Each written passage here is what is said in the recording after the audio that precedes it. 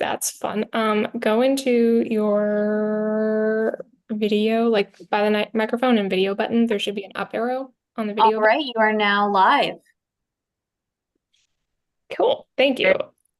Video settings. Yeah, it might be somewhere in Hey, there.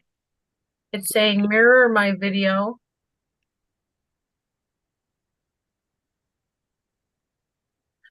Counselor Kent, I'm gonna leave you to keep exploring. And I know we're on a time crunch, so I'll try to get us through this as quickly as possible. So this meeting is live broadcasted for people to view from YouTube at home. And if that's okay, I'd like to call the meeting to order, if we're good for that, Elizabeth. Yep. Okay, I'd like to call the meeting to order. This is the January 11th meeting. We're starting at 4:33. I'd also like to acknowledge that the Halifax Regional Municipality is located in the Mi'kmaq and the ancestral and traditional lands of the Mi'kmaq people. The municipality acknowledges the peace and friendship treaties signed in this territory and recognizes that we are all treaty people.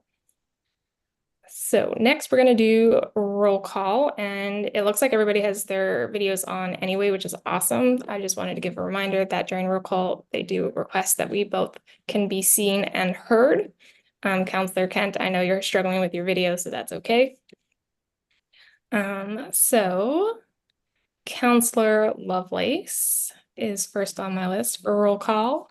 I Hello. see you. Hi, Madam Vice Chair. Good to see you. You too. Counselor Kent, we know Hi. you're there. I am here. I just can't figure this video thing out, so I will chime in when it's my turn. Fantastic. Sonia, Hi, Hannah. Hi, everyone. Happy New Year. Happy New Year. Liz sends her regrets for today, and then Jackie. Hi, Happy New Year, everyone. Happy New Year. And then, of course, our staff members joining us today are Bailey and Tracy and Caroline. Thank you so much for joining us. Okay, and with that all done, I can now pass the floor over to Elizabeth to run our chair and vice chair elections. Perfect. Thank you, Hannah. So we will now move on to item 1.1, annual election of chair. So I will open the floor for nominations for position of chair of the Women's Advisory Committee. And just a reminder, members have the option to self-nominate as well or nominate another member. Counselor Lovelace. Oh, good. Thank you. So I would like to nominate Jackie Gahagan for chair.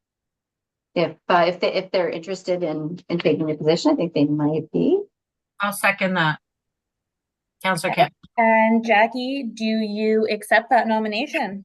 I do, with thanks. Fantastic. And I will call for any further nominations.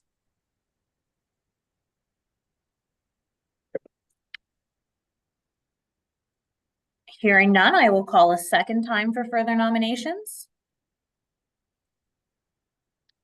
And I will call a third and final time for any nominations for chair of the Women's Advisory Committee. Hearing none, nominations will cease. I declare Jackie the nominee. So what we will do, we have two motions. Oh, sorry, Councillor Lovelace. Oh, certainly, yes. So I'm happy to put that motion forward to nominate Jackie as chair. Perfect.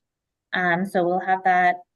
On the, so Jackie is the nominee. Now we'll need the mover and the seconder. So you will move that Jackie be appointed chair of the Women's Advisory Committee.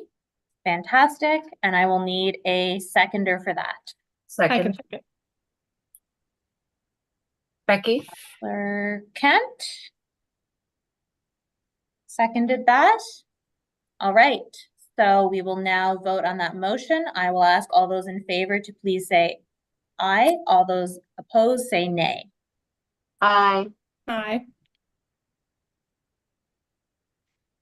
Perfect. And with that, the motion carries. And Jackie, you are the successful candidate. And right after the election of vice chair, you will assume the role of chair. I'm also going to go ahead and run the election of vice chair.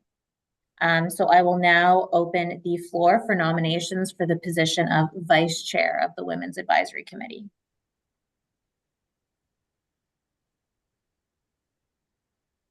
Okay, so I'll move Hannah Jackson as vice chair. And I will Nice need one, a seconder for that. Sonia, I second. Perfect. And Hannah, do you accept that nomination? I do. Perfect. So you are now the nominee. And now I will call for any further nominations for the position of vice chair. Hearing none, I'll call a second time for any further nominations for the position of vice chair. And I will call a third and final time for any nominations for the position of vice chair. All right, hearing none, nominations will cease, and we will now need a motion that, need a So mover moved. for the motion that Hannah Jackson be appointed vice chair of the Women's Advisory Committee. Do I have a mover for that? So moved. Councillor Lovelace, seconded by Sonia, Tanya. Perfect. So we will now call for the question. All those in favor, please say aye. All those opposed, please say nay. I aye. I, Perfect. That motion passes. Hannah, I declare you the vice chair of the Women's Advisory Committee. And now I will pass the floor over to our newly elected chair, Jackie. thank you very much for that. So we'll continue on to approval of minutes. So it's item number 2 in the agenda. The minutes of both October the 5th and December the 4th. Can we have them approved as circulated, or are there any amendments?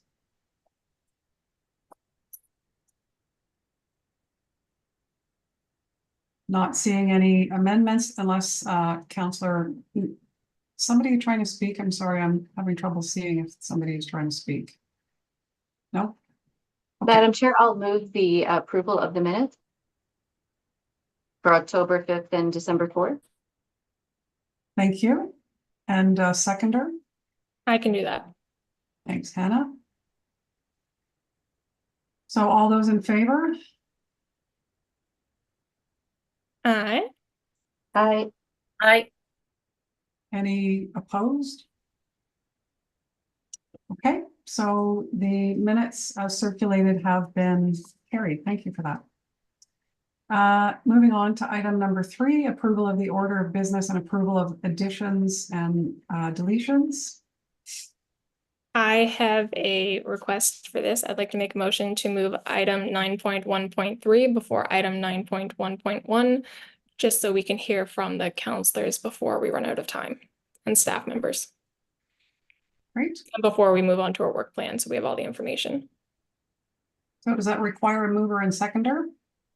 No, we can just have the request and then we will need a motion to approve the order of business as amended. Okay, so can we have a motion to approve the agenda as amended? I'll move that. Thank you, Sonia, and seconded by, I'll second. thank you, Councillor Lovelace. Madam Chair, I was going to move, but I think it was someone else actually who spoke up first. But my mic was That's on. all right. But That was Becky. I'm quite happy to defer to you, Sonia. That's fine. Okay. Sorry, so that was you, Sonia, and Councillor Lovelace. That's for the record. Okay, great. Yep. So the agenda has been approved as amended. So, And you'll need to call for the question to Right. have that approved. so all in favor? Aye. I Opposed? Nope, okay. So that motion has been carried. Let's move on then. So are we on then, item number 4, business arising out of the minutes? There are none. Moving on to item number 5, call for declaration of conflicts of interest. Are there any committee members that have a conflict to declare?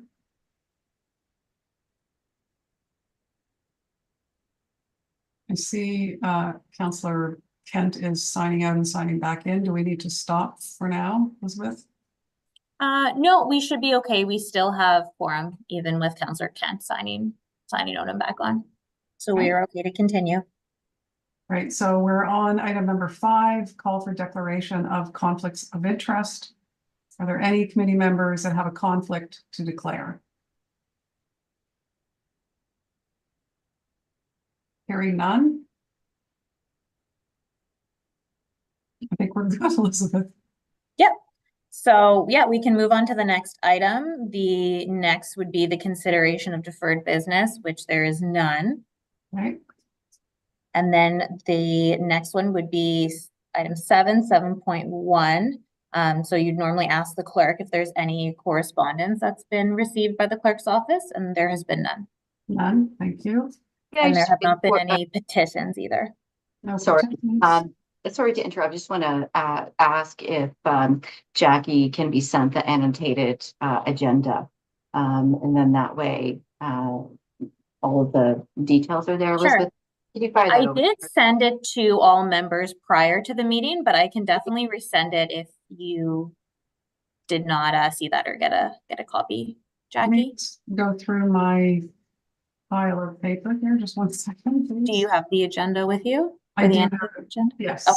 do. So I think we're good. So apologies, Councillor Lovelace, we'll get there. We'll find our groove and we'll get Yeah, there. I just want to make sure that you have access to the annotated agenda, which itemize all the specific, verbiage behind the scene. You betcha. Thank you for that. So no petitions, presentations, 7.3, there are none, Elizabeth? Correct. Correct, okay. Moving on to item number 8, information, items brought forward, there are none. Wow, we're just cruising along, aren't we? Item number 9, reports / discussion, 9.1, staff. So since we changed the order, we will go to 9.1.3, which is gender-based analysis plus practices at HRM. Okay, Elizabeth, would you like me to share my screen? No, I should be good. I actually, the PowerPoint seems to be working fine for me now, so I will go ahead and share my screen. And you can just let me know when you want me to move to the next slide. It'll just be a moment there to do that. Wonderful. Yeah, I think while Elizabeth brings up the slides, thank you so much for helping with the technology. And oh, everyone just disappeared. So if I can't read the room, that's why. Can everyone see that okay? Yes, we can see it. I can.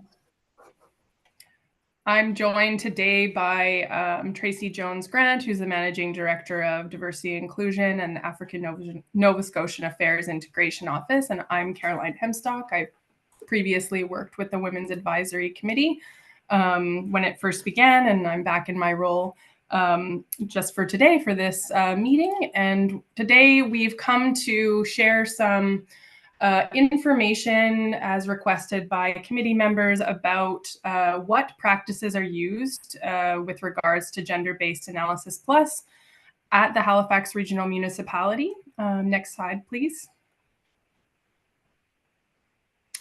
So I will be jointly presenting with Tracy, and I want to start us off. Thank you so much, Hannah, for providing us with a land acknowledgement. And so I don't want to duplicate what you said, but I want to kind of draw the committee's attention to the idea that gender-based analysis plus, as many of you are familiar with it and have taken the federal government's course, or perhaps use it in your work or your lives, is an intersectional process. So as I'm sharing with you some of the practices that we use, I just wanted to do that in the spirit of reconciliation and recognizing both my position as a settler and who I am and what I bring to the work, but also the the idea that as we've been doing gender-based analysis plus, staff and my team and everyone that we've been working with in the Office of Diversity and Inclusion really think about gender equity as intimately related to other systems of oppression, including colonization. So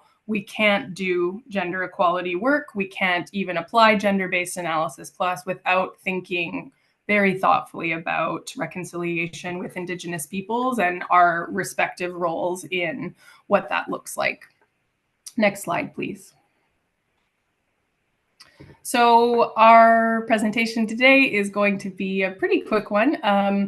We're going to talk about, we're going to cover a very brief overview of what municipal decision making and policy development looks like at the municipality. We've included this in the presentation because we think it's important to orient towards that as we talk about GBA plus, because really it's a practice that's used to inform decision making. So we just wanted to provide some clarity on that. We want to talk about how that decision-making process is related to the duties of the Women's Advisory Committee of Halifax. And as you all know, GBA Plus is actually integrated into your duties. So it's all connected.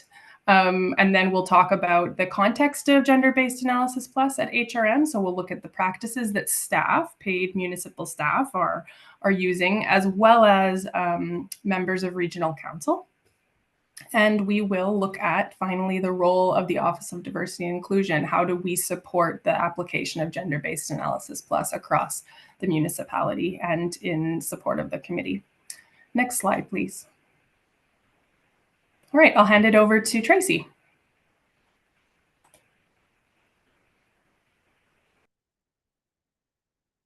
Sorry about that. I wanted to make sure that I could unmute myself. Again, thank you for having us. So one of the things that I wanted to talk about is there's almost two types of what we call policy in the municipality. There are the policies, pardon me, that govern sort of how we as staff do our work. And those are our internal policies. And these are kind of held and managed by the chief executive officer. So they're kind of be like things like our human resources policies and things like that. Those are policies that we wouldn't necessarily bring forward to the advisory committees because they are human resource policies. That doesn't mean that we couldn't have a discussion with the committee to say, are you ensuring that when you're talking about workplace rights, you're ensuring that you're looking at that from a GBA plus lens?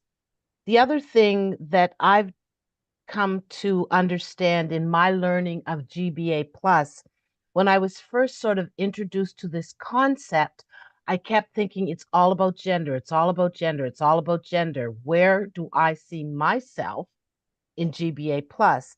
But as I've worked with Caroline and Bailey and Amy B and others, I'm recognizing GBA plus so that it's not solely gender-based, but when we look at it from a more inclusive lens, we're including those other elements of diversity, whether it's racial diversity, ability diversity, all of those types of things. So when we're developing our internal policies, our team is often consulted to provide a lens on that work. The other policy pieces that are managed by our regional council and our mayor are what we sort of call our administrative orders and our bylaws. There's where this committee also would have much more input because this is a committee of council. This committee provides recommendations to our executive leadership committee. And so when we're looking at, and I'm just going to pick something silly because, well, it's not silly, but it's something that's in the news. For example, egg-laying hens in the municipality. That is managed through an administrative order. And so, if we wanted to look at that, let's just say through a GBA plus lens, maybe we're finding that those folks who need to have or want to have egg-laying hens tend to be more marginalized people or women. So we want to make sure that when we're developing these policies, we are thinking of those things through a GBA plus lens. The other things, there's big initiatives that the city's working on. We just recently passed something that is so exciting to me, and that's our Cultural Heritage Priorities Plan. That has a lot in it that talks about diversity, equity, and inclusion. We've got our mobility plan. We have our regional plans, those types of things. So when the committee is talking about, and this is where this conversation came from, the committee wants to have more of an eye on policy. Most of the policies that this committee will be able to influence will be those policies that are related to bylaws and administrative orders. Next slide.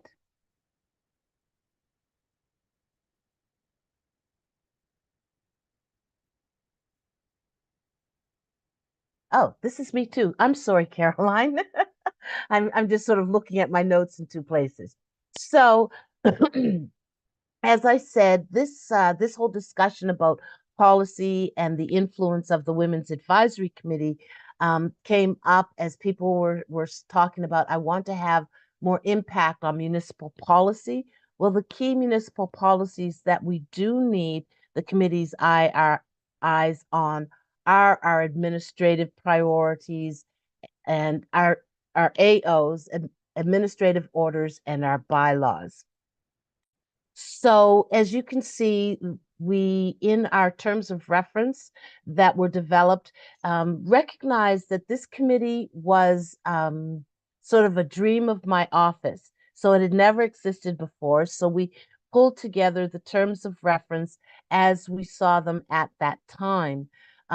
We have, on occasion, made adjustments to the terms of reference of an advisory committee, depending on where we're kind of seeing things going. So early on, this committee made an adjustment to ensure that representation around the table was more reflective of the broader community as a whole. So we went to council and we asked for an adjustment to the administrative order that guides this committee.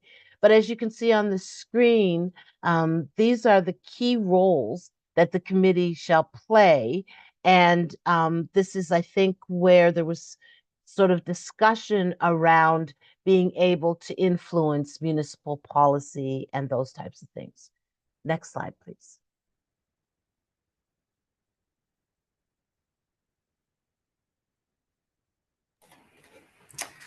So I'll just say my apologies in my excitement to get started. I forgot to thank you all for having us here to talk a little bit more about Gender-Based Analysis Plus. This is something I'm very passionate about, and I think I've seen some real systemic and individual changes in how we're using and talking about Gender-Based Analysis Plus in my time at the municipality. And so it's really great to be invited here to tell you about how this all started and where we're going and the practices that we're using. So thank you for having me. So Gender-Based Analysis Plus, GBA Plus for short, was identified in, I think it was around 2018 by the Diverse Voices for Change project. That was a project that many of you have probably heard of. Some of you were affiliated with or have heard me speak about before, but really it was kind of the origin of Gender-Based Analysis Plus as we know it now at the city here in Halifax. And that was during that project, we engaged with diverse women, and the goal was to support them in learning more about how to participate in decision-making processes. And one of the findings was that GBA Plus was a practice, like a leading practice across the country that cities could use and apply to really improve inclusion for women and gender diverse folks. Just noticing here that Councillor Lovelace has asked for Councillor Kent to be admitted. Just flagging that. And so that's kind of where it started. There was also a research component to that project. And so there was a kind of a rigorous research component that has identified GBA Plus as a leading practice. And it's used by multiple levels of government. It's really was kind of coined and started by the federal government. And we are here at the municipality have adapted it to our local context and the municipality's needs. So after Diverse Voices for Change, it was actually integrated, that language, the acronym and terminology, and some of the sort of philosophy of it was integrated into the terms of reference of the Women's Advisory Committee of Halifax, which you are part of now. And in 2021, Watch actually played a pivotal role in mainstreaming gender-based analysis plus at HRM, when you folks put forward a motion that turned into a staff recommendation report around the use of gender-based analysis plus and training, to apply it to our work. So subsequent to the motions going forward and the staff reports being presented to council, council actually approved 2 staff recommendations. One was for staff and one was for council. And that was around promoting and endorsing gender-based analysis plus training for staff, and then also for council. I'll talk more about that in a second. So we've been doing it more systematically since 2021. Each business unit across the municipality has very unique operations and services and programs, and some of them actually, prior to 2018, have been using gender-specific lenses and gender inclusion lenses, such as the Women's Safety Assessment that's used by the Public Safety Office and the Safe City and Safe Public Spaces program, as well as Halifax Regional Fire and Emergency has their own unique gender inclusion training. So just to say, GBA Plus doesn't, it kind of runs in tandem to other gender lenses that we're using as a municipality. It's not the be-all end-all, but it's certainly a very important tool that we're using. I see your hand is up, Councillor Lovelace. I'm really sorry. Can the clerk please admit Councillor Kent to the meeting? She's back in the meeting now. I didn't want to interrupt the screen sharing, but she's back in now. I just wasn't trying to do it without the window popping up. But Thank you so much. I'm back in, but I have no idea how to get this screen working, so I'm just going to give up right now. Oh, I'm sorry I'll put something in the chat if I need to do something else, okay? I can see and hear the presentation. Great. Perfect. Sorry to interrupt. No, not at all. No problem. Okay, I think we're going to the next slide.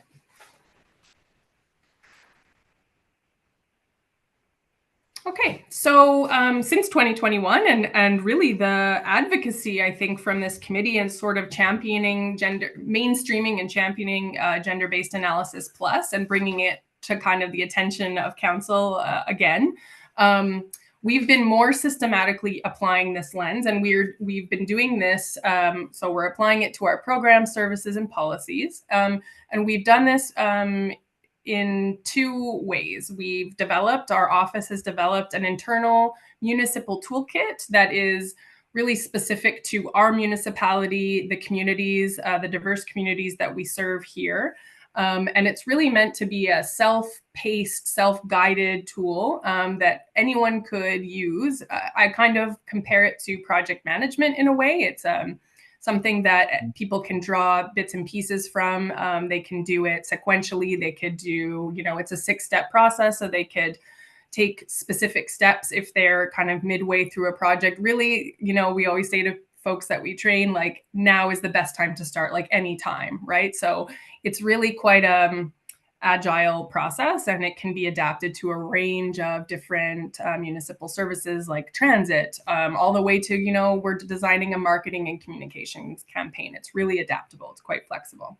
So we developed a toolkit, and we realized very quickly that it was important to support municipal employees, not just with information, but really with the skills and competencies that they needed to to use the toolkit. And so with that endorsement from the staff report from Watch, we developed a specialized 7-hour full day training session for employees. They can participate with approval from their manager. And to date, we've trained 147 municipal staff, at least. That's not counting folks in the fire department who have participated in their own unique gender inclusion training. So there are about 1,000 folks. So quite a few municipal staff have taken part in our individual training or our specialized training.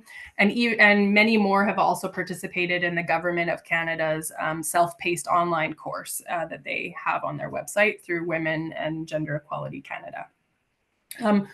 Our office also promotes the use of the toolkit as well as Gender-Based Analysis Plus in a couple of ways. So we do awareness campaigns.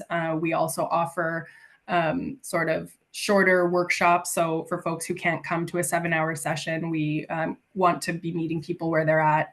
And the other piece that's really important is, you know, we have a tool, we have training, but the work really happens when people get back to their desks and are kind of getting into it. And so our job is to provide really thoughtful, evidence-based advice following the Gender-Based Analysis Plus practices. And so Bailey and myself have been doing that for the last few years, is providing advice. People will reach out, say with a program, service, or a process, and they'll say, I want to, you know, I'm thinking about Gender-Based Analysis Plus. And so I'll give you an example of a project that we've provided GBA Plus advice on. That was the Halifax and the impacts of climate change on women and children staff report. Actually, that originated from this committee. And so kind of working collaboratively with the climate change team and our team, as well as other subject matter experts across, I think, community members, researchers, and internal folks were consulted as part of that report, and it went to council. So that's kind of one example of how it could work. And people can also just do it amongst themselves and with their team. So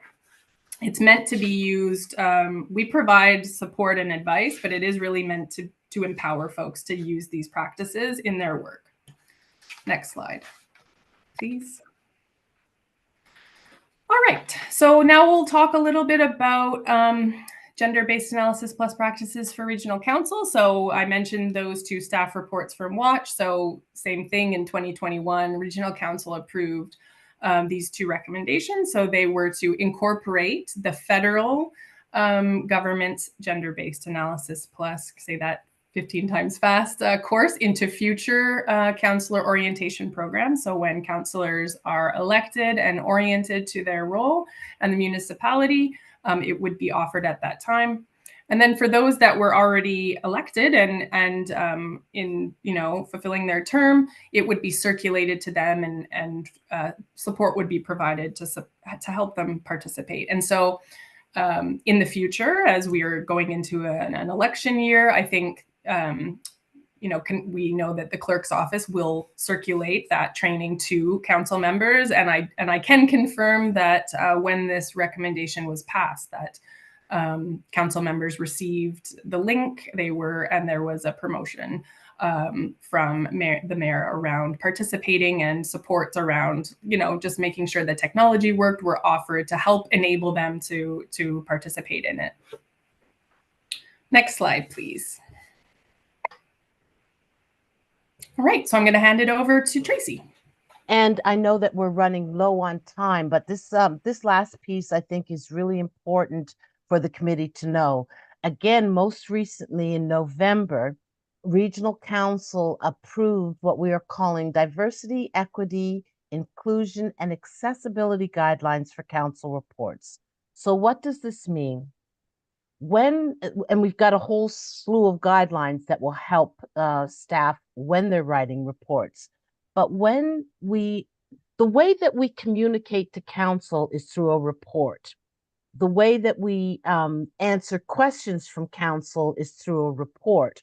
So if council requests, you know, to know more about something, or they want something moved forward, a motion happens, a report is developed, the research is done, and we get that back to council. So now we're saying that when you're bringing reports to council, we want you to look at these reports now through a lens of diversity, equity, inclusion, and accessibility.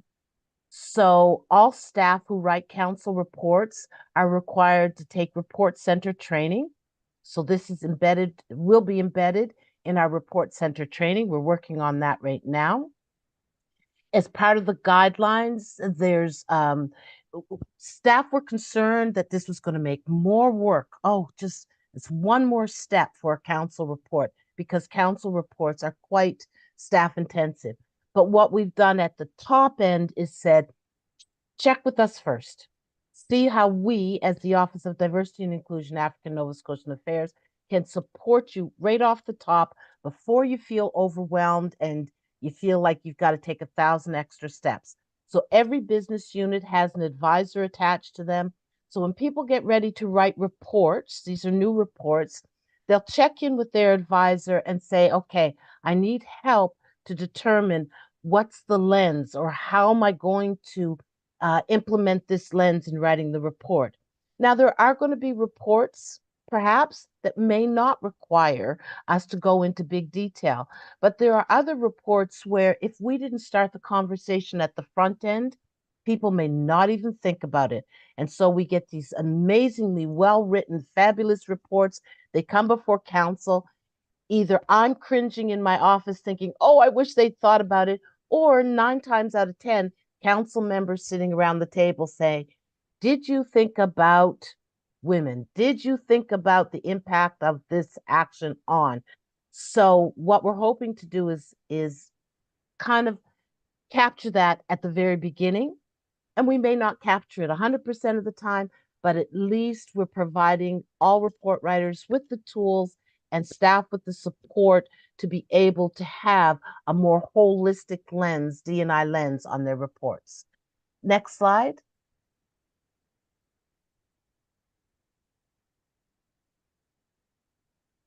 I think I've covered that. That's good.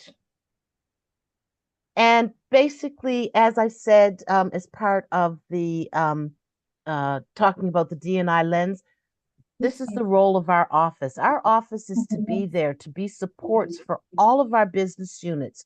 We have those who are leading various portfolios. We just most recently, I don't know if this was brought to the committee, but Bailey is in a new position that's going to lead our work with and around and for the 2S LGBTQIA plus community. So we're constantly looking at how do we ensure those voices of our citizens, our broad, diverse residents are brought to the table. Just a quick little note, why change from citizens to residents? Not everyone who lives in HRM is a citizen, but people who reside in the city are our residents. So we try to be careful about that because we don't want to feel like we're excluding people who live and contribute by just saying this is about our citizens. So that's really our role, is to provide that advice, support, and guidance, to work with the business units and support committees of councils as required, and to bring that lens to the work that's happening around the municipality. Next slide is, I think, the end. Thank you. Sorry that we took so long, but we knew there was so much around the question of policy and what is the municipality doing. Thank you. I don't know if there's questions. Elizabeth, you can probably stop sharing, I think. Right. Turn it Great. back to you, Madam Chair.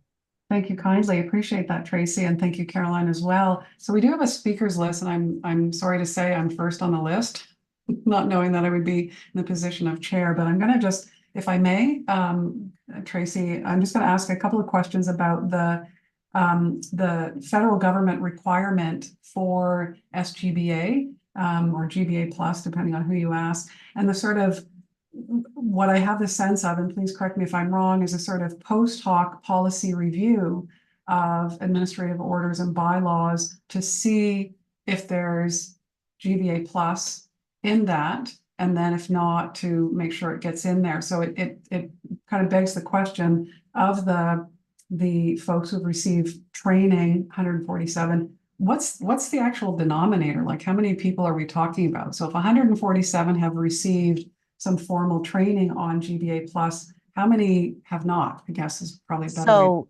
we have an employee base of about 5,000 people. The Mhm. numbers that Caroline mentioned to you were so we have police and fire have their own training divisions.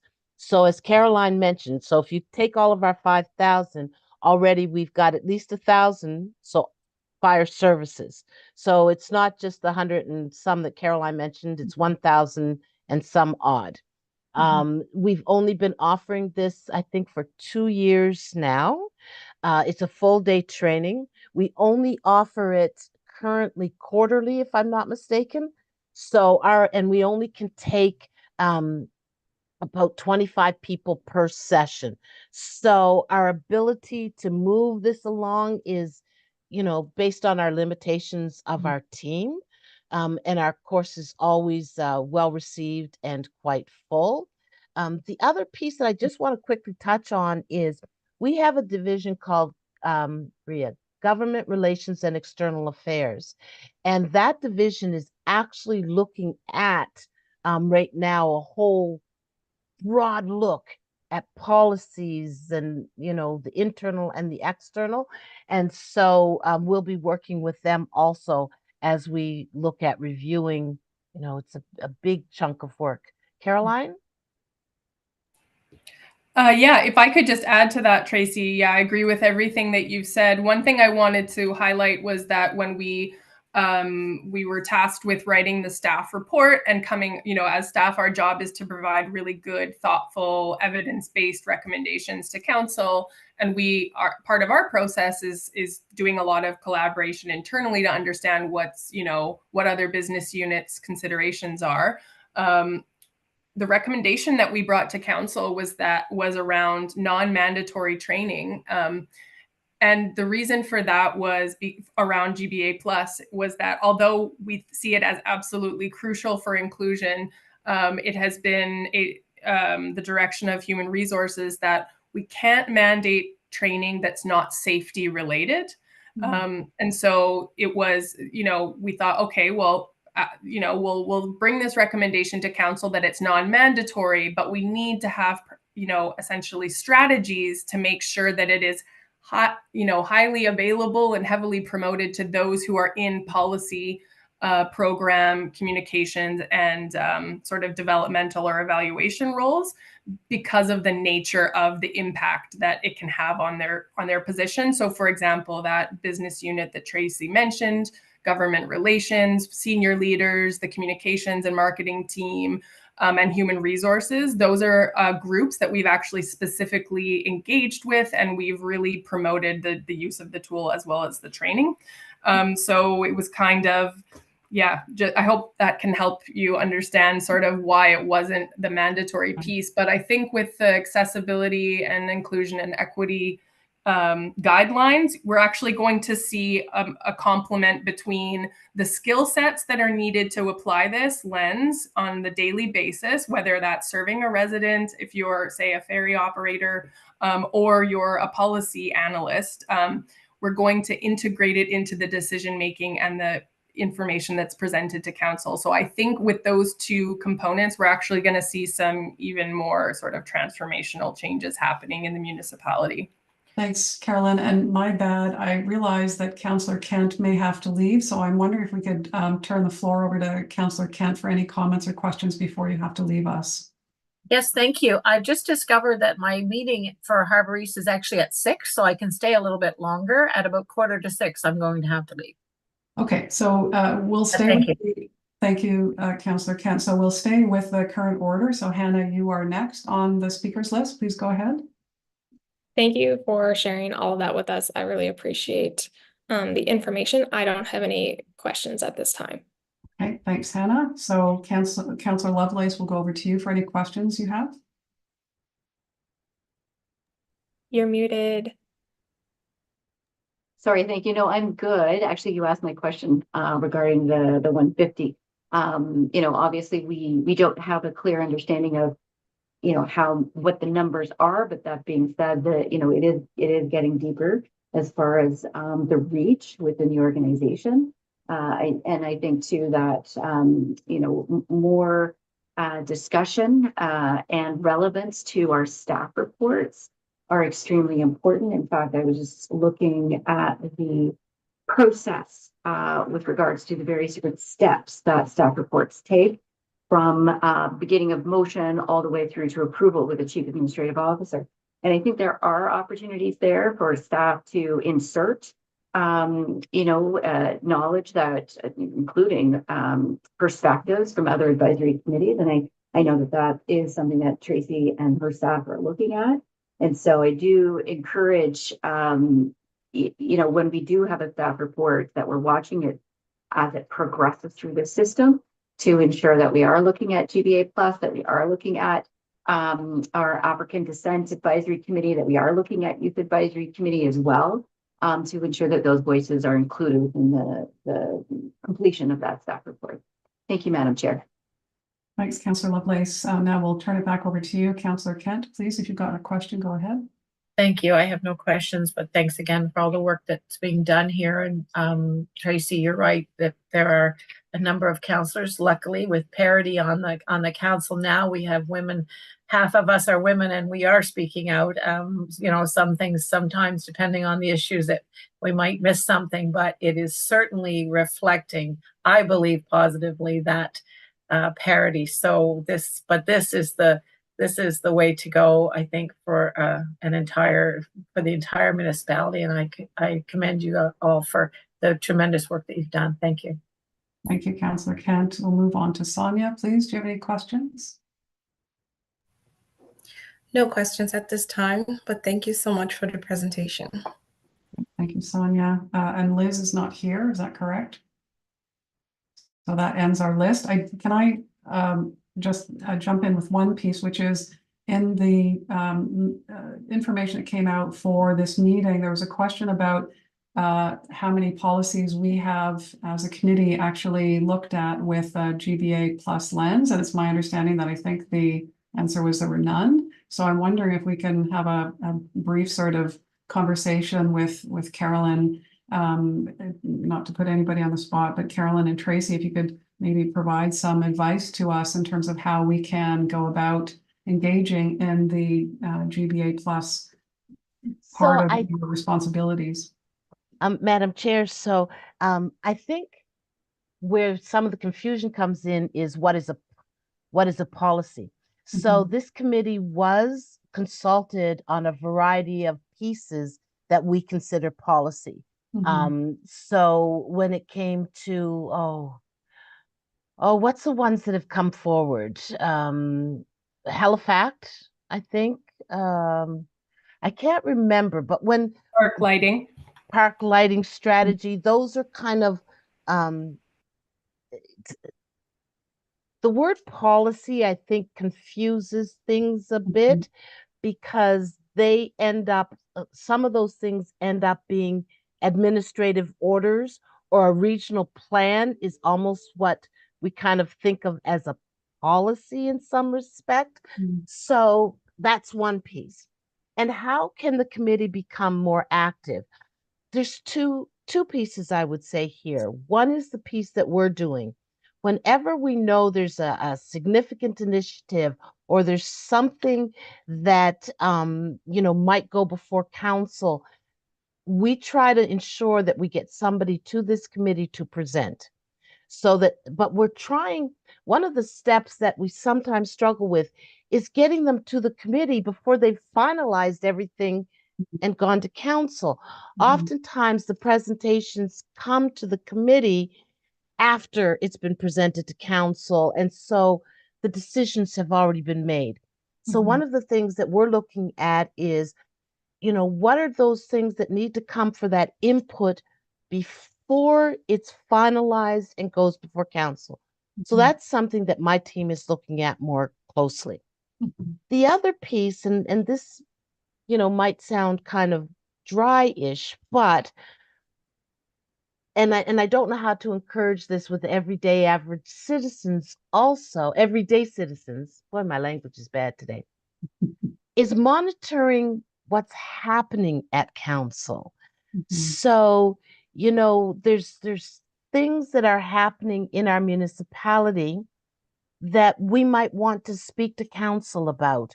So, as homelessness was becoming an issue, the Women's Advisory Committee wanted to know, what did that look like from a gendered lens?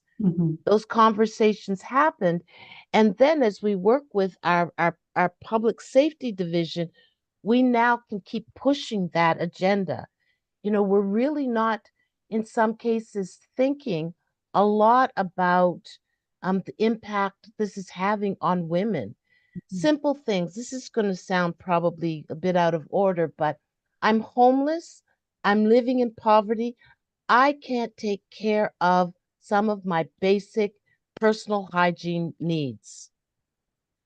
Yes, we ensure, that we have washrooms on site and things like that, but how are we going a step further through a gendered lens? So we're hoping that as a committee, you also identify those areas that you want, that are policies or admins or bylaws that you want to have a say on. And some of those things may have to change. They may exist currently, but you might want to bring a lens to say, this is a great policy on A, B, or C, but we've looked at it in policy, meaning, as I said, those things sort of over in the admin order side and bylaw side. But we've looked at it as an advisory committee, and this lens is really missing. And so we make a recommendation to Executive Standing Committee to ask the CAO to have a review of this administrative order or bylaw or whatever. That's where we really need. And I suppose there's just so many of them. I suppose you could take a look at the list of them. We could pull that together, but there is a lot. And I don't know if it's fair for us to kind of weed it out through our lens or not. And I believe, Caroline, you had something to add there? Yeah, I'll keep it really, really brief. Back, I think it was about 2 years ago, the committee, when it was kind of developing and it was in its infancy, did some sort of committee development training. And as a result of that, one of the things that happened, it was a procedural thing, was that the committee asked if the counselors, one of the counselors could provide an update on what regional council was doing that wasn't on the agenda before. So I would encourage you as a committee to think about strategic ways that you can link your committee to regional council and the things they're doing. And perhaps one of the things that are questions that could be posed when we do those regional council updates is, which are the things on council's agenda that this committee really needs to know about, as opposed to just a general update. It's really thinking about, the public policies that regional council are working on with regards to safety and homelessness and the regional plan. Which of those need a gender lens on it, and then it could be an update about that as opposed to a general update. So I'd encourage you as a committee to think about those things, and the agenda is really, the place where you can kind of get creative with that, as creative as an agenda can be. But I've seen that this lens applied, even though we don't call it GBA plus, kind of trademark, to many, many public policies over the last 3 years. So don't underestimate the impact that this committee's had. It's really incredible, actually. Great, thanks for that, Carolyn. Councillor Kent, please go ahead. Thank you. Yeah, a couple of things on that. Caroline, I appreciate the words that you just spoke on the update, because often, since I've taken over generally the role of the updates, I had been at first, which I've only done, I think, 1 or 2, trying to sort of pull out those that would potentially have a relevance here. But then I thought, it's almost too late once council has done something about it in council, right? So we have to find a way to get ahead of those. What that might look like, I'm not sure, but I certainly am trying to put my head around it, because again, after the fact, it's much harder to move the needle. The other thing that I want you to be aware of, and I wasn't sure how I was going to segue into this somewhere in this meeting, but for those of you who are not aware, I am the chair of the Board of Police Commission, which by virtue of that, I am the chair of the search committee for the new chief. By virtue of that, yesterday we had our first meeting and we are developing a stakeholders engagement list. I brought this committee to that table, I think very importantly, and as well diversity and inclusion. And so Tracy, someone's going to be reaching out to you in that regard, and I'm sure you can speak to some of it. But I made a point of saying that we need to find better ways to engage our Women's Advisory Committee. So I got a good response. I'd like to move on that. And my thoughts are, now that we have the new chair and Jacqueline, I would probably ask, I'd like to share your contacts with our Royer Thompson specialists who are developing the engagement strategy and the engagement process. So I agree with Caroline, even though at times it may not feel like things are happening, but they are. And and again, that's not only as a consequence of this committee, but as a consequence, I think, of parity as well, and our influence in many tables that we have traditionally not been at. So that's just a heads up on a sideline, but it fits this conversation very, very well. Thank you, Councillor Kent. Now over to Councillor Lovelace, please.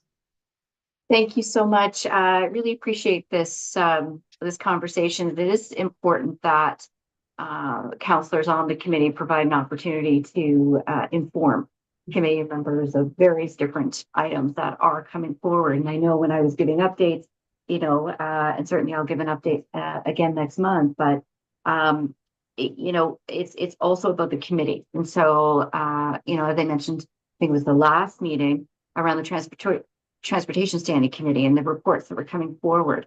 Those committees see reports before council sees them. And it's important for this committee to be aware of whatever items are relevant to this committee. So the other thing, of course, from an integrated perspective is, being aware of those reports coming forward and those initiatives, is also to be able to, for those committees, to be aware of the work the Women's Advisory Committee is doing. And so there are always opportunities to be able to present at those standing committees. So, for example, if community planning, we just had our rural recreation strategy. We have various different, items coming forward at transportation.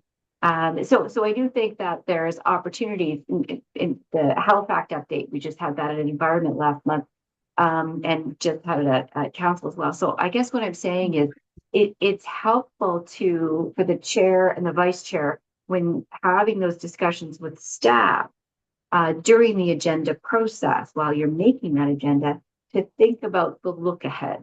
Which committees are meeting in the next 30 to 60 days? Which committees does this advisory committee need to be aware of for staff reports that are coming forward, et cetera, et cetera? And in our updates as counselors to this committee, we can also provide that look ahead to make sure that this committee is tapped in. And I see Tracy nodding, and I think we're all on the same page here. So I just wanted to throw that in there, Madam Chair. Thank you. That's fantastic. Thank you. That's a great suggestion, Councillor Lovelace. I was going to also ask the question, in addition to the look ahead, which I 100% think that's a brilliant suggestion. The other is when administrative orders or bylaws come up for revision, renewal, etc., they must be on a certain cycle. And I don't know if somebody wants to speak to what that cycle looks like, because that would also potentially be another opportunity for this committee to look at bylaws that are currently in circulation that are waiting to be updated or revised. That's probably a question for our government Relations and External Affairs Division. I couldn't actually say where things are or which ones are coming up or when things expire. I have no answer for that. I don't know if any of the counselors are aware. Councillor Lovelace? Yes, thank you. No, it's a great point. And counselors do have access through our report center as far as what bylaws are currently being rewritten, right? We have we end up with a first reading coming up, we know that it's going to be on the agenda.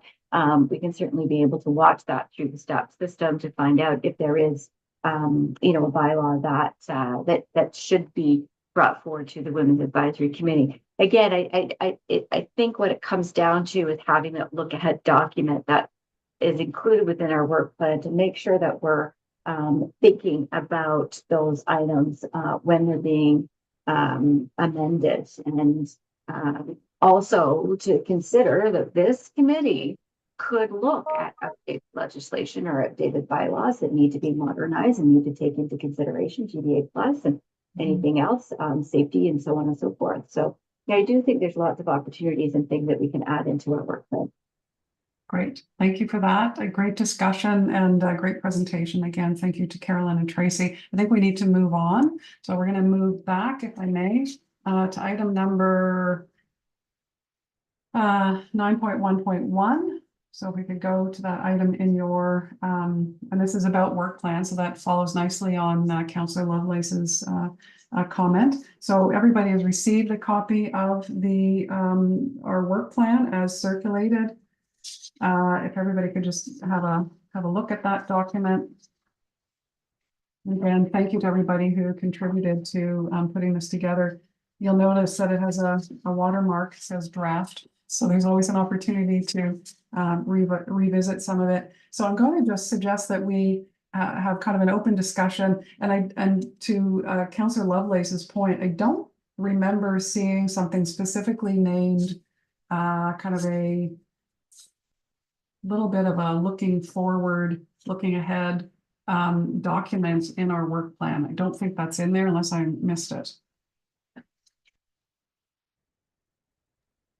I don't believe that is on the work plan, but that's definitely, like, as you just mentioned, Jackie, it's still it's draft. So if the committee feels it would be kind of a section like that would be useful to add, that can certainly be added.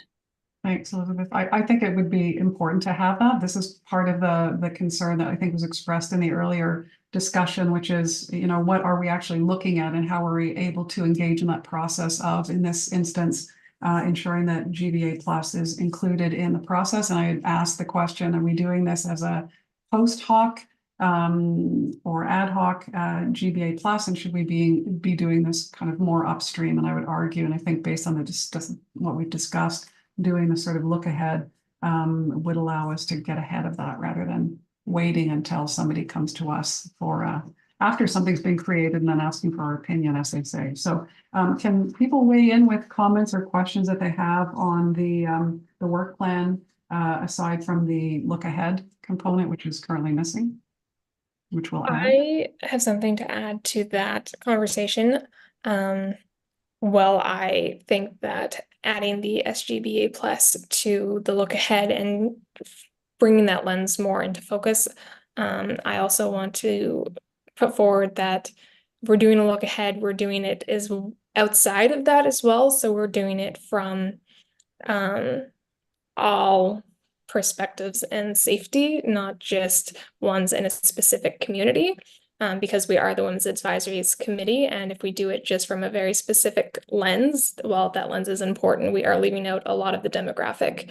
And so I think we need to be careful that we're not just focusing on one lens in particular, but we're actually adding that lens to ones we're already using. And so I just don't want anything to get left out or for members of and residents of Halifax to be missed in our viewpoints.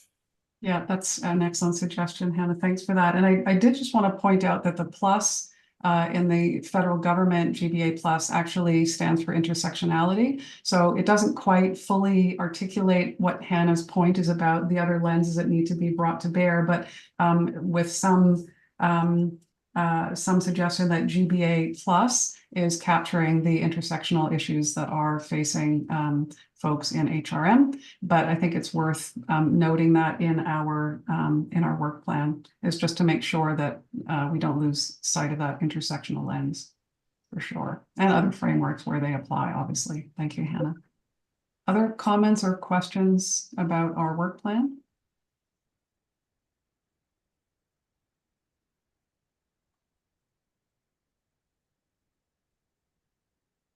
we need to have a further discussion about the work plan? Are we kind of feeling comfortable? I know we're missing a few people. So Elizabeth, I don't know if we can kind of make that decision now about whether or not this requires more discussion. I would suggest if the committee is looking to add more onto the work plan and kind of flesh it out a little bit more, like you said, Jackie, kind of add something, a component about looking ahead for 2024, I would probably suggest probably just working on the draft, and then maybe a revised work plan or an updated draft can come before the Women's Advisory Committee for approval at the next meeting. Okay, that sounds good. Councillor Lovelace, please go ahead. Thank you. So, yes, I agree. I think, you know, the work plan as presented is good. I think if we could just, you know, add another priority that ensures, I mean, it's not even a priority. It's just, it really is about the desired outcome, quite frankly, is to make sure that each of these things is you know, that there's a collective approach, I guess you could say, looking at the standing committees, looking at the advisory committees, looking at the work of council, and ensuring that integrating this viewpoint, right? And that we're informed. The advisory committee needs to be informed of all of those different things that are relevant to the terms of reference of this committee. However, I do have to point out, and I'm not sure, Tracy, if you have thought about this or not, but how are we going to incorporate this municipal election into the work that we're doing? Because we have parity now, we very well could lose parity, or we could gain on that parity. We don't know, but we do need to be able to work with the clerk's office and ensure that they're tapped in to recognizing how important it is to find those voices and reach out to individuals who would not consider themselves, you know, someone who could become a potential candidate, for example, or we need to make sure that those folks are coming to the meetings, coming to the information sessions, learning about what it means to be a candidate and how to get elected and get your name on the ballot. So I just wonder, Tracy, if you could speak to that. Yes, so this is interesting. Caroline and I talked a bit about this morning when we had a check-in. So there's a few things. First of all, the clerk's office has been amazing. They've already reached out to us as we looked at, you know, even in our promotional materials for boards and committees, we are seeing an increase in diversity on our boards and committees, and even how we're promoting, where we're promoting, what we're promoting or advertising. So with this upcoming election, I actually have one of our advisors who is sitting, I guess there's a subcommittee within the clerk's office, and Elizabeth, you might be able to tell me what that is. But Devin Paris, he's our embedded advisor in planning, is actually sitting as the D&I lens on the work that the municipality is doing towards the municipal election. So as opposed to the clerk's office going off, they reached out right away. They have Devin on a subcommittee. Our eyes and ears and voice are right there. And actually, Devin, on a monthly basis, comes back to the D&I team to get any feedback or input that he can then also take back to this committee. As far as increasing representation and voice, one of the things that our team is doing is going to make sure that whatever information comes out about running for municipal election, we get it out to community. Caroline and I were on site today, and the information there is for 2020. So we're just waiting. That has to be updated. You know, things like, when do people declare? How do you declare? You know, what's involved, all of those pieces. And the handbook needs a bit of a D&I lens on it, because it's just it's a lot for somebody to take in. So to answer to your question, Counselor, we are in there with both feet, and the clerk's office has been amazingly supportive. And I am hoping that we will not lose what we have gained in our next election. And I also think the voices of the women who are on council right now, and even those who are choosing not to run again, will really help, because I'm also finding that a lot of diverse people and women don't quite understand what it means. What's the workload? What's the expectations? There's just a lot than just coming to a council meeting and talking about things. There's binders that are thicker than this. So we're hoping to do a lot of education pieces for the Yes, community okay. when that's rolled out. With Thank- that in mind, can I make an amendment to priority 2 then, Madam Chair? Yes, please. So I would like to revise priority 2 to insert the word council after the word municipal and before the word boards. So it would read women's involvement in non-traditional roles, including employment and involvement in municipal council, comma, boards and committees. If that's amendable, I would like to see the word council in there, considering it's an election year. Yeah. And I am meeting with people. If anyone's interested to join council, I'm happy to meet with you. Thank you for that, Councillor Lovelace. So we'll add that into the draft, Elizabeth, if that's okay. We'll add that into the wording of the draft in track Absolutely. changes. Thank you, Elizabeth. And then it will be circulated with the additional changes that were mentioned. The draft version will be recirculated to everybody, and then we'll vote on it at our next meeting. And I'm just wondering, for the sake of time, if we could move on. There isn't any further conversation or discussion. We're good? Okay, so let's move along then to our next item. So we've covered work plan. We're gonna revisit that at our next meeting. So we're moving on to 9.1.2, gender-based analysis regarding 2024-2025 municipal budget. We have a motion that we want to put forward, so we have to call for that, and I don't know who wants to jump up. I'll do it. Thank you very much, Hannah. Appreciate that. So, I am calling that the chair of the Women's Advisory Committee write a letter on the committee's behalf to Mayor Savage and the Regional Council regarding the importance of gender-based analysis plus in the 2024-2025 budget process. Thank you, Hannah. So the motion is on the floor. Would committee members like to add any further thoughts on that? And we'll need a seconder for that motion as well. We will. Thank you, Elizabeth. We'll get there, Elizabeth. Is there a seconder for that motion?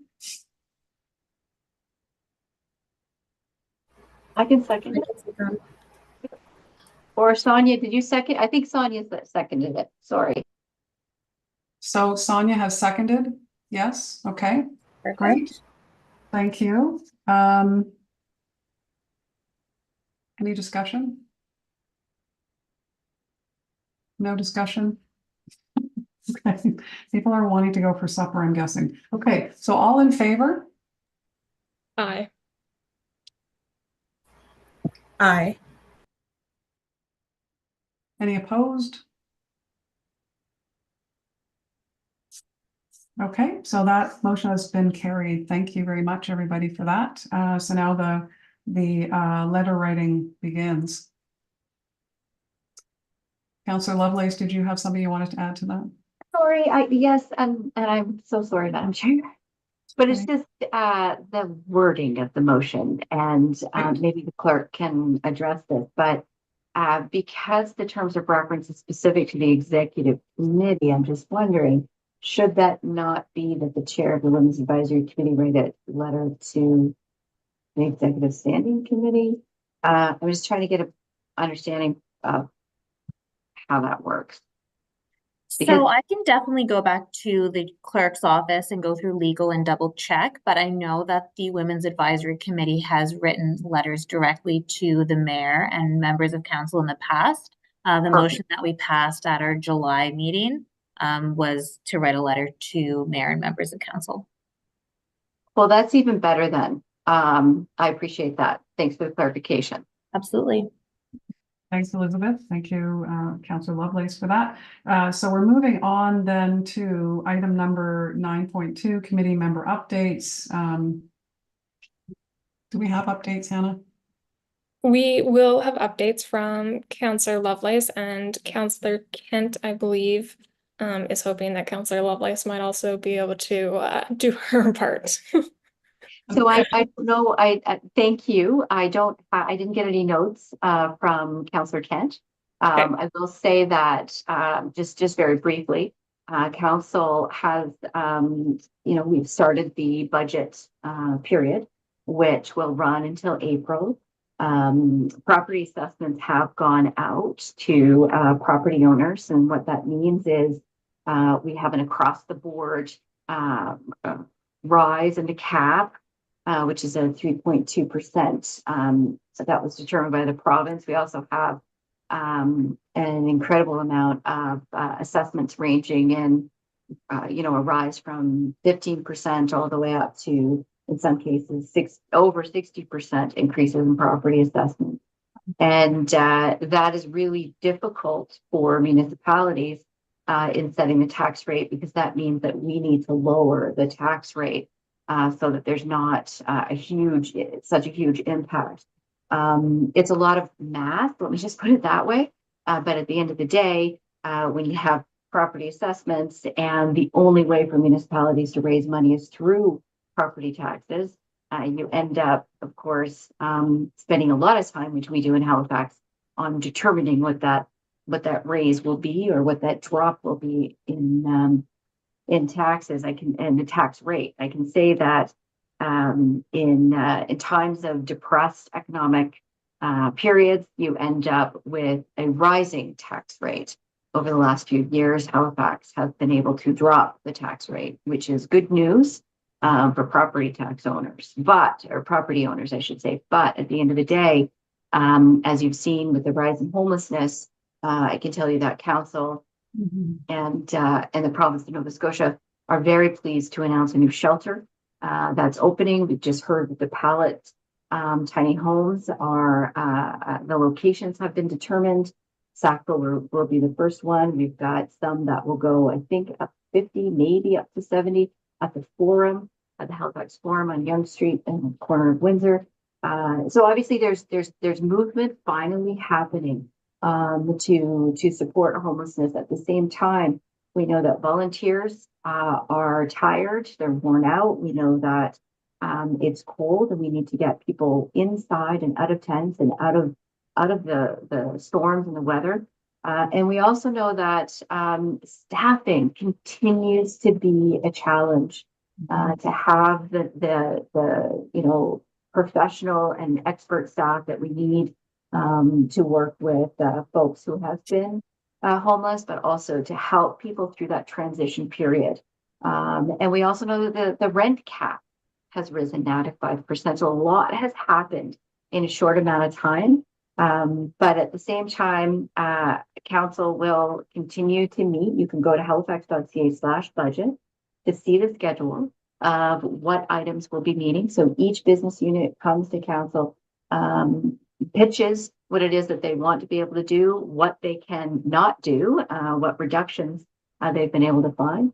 And all of that is available online, which is, that's the great thing about municipal government. It's transparent as far as how we actually build our budget.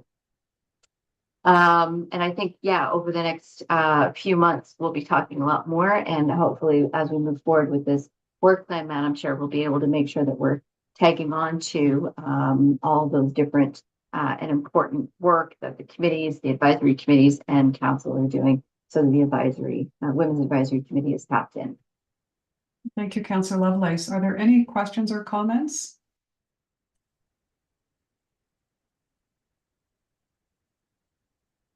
No questions or comments. Thank you again, Councillor Lovelace. We will then move on. There are no added items, is that correct? Okay. Correct. And the item 11 date of next meeting is February 1st. Everybody knows that. And last but not least, item number 12, adjournment. All in favor? Thanks, Hannah. That was really fast. And Sonia, so we are done. Thank you, everybody. Pleasure to see you all again. Happy New Year to those of you I haven't seen before that. Looking forward to working with you, and thank you for your sage advice on our work plan and all things GBA plus related. This was a great meeting, so thanks everybody. Take good care. Thank you. Thanks. Thank you. Take care. Congratulations, Jacqueline and Hannah. Thank you. Have a good night. Thank you, everybody. Liz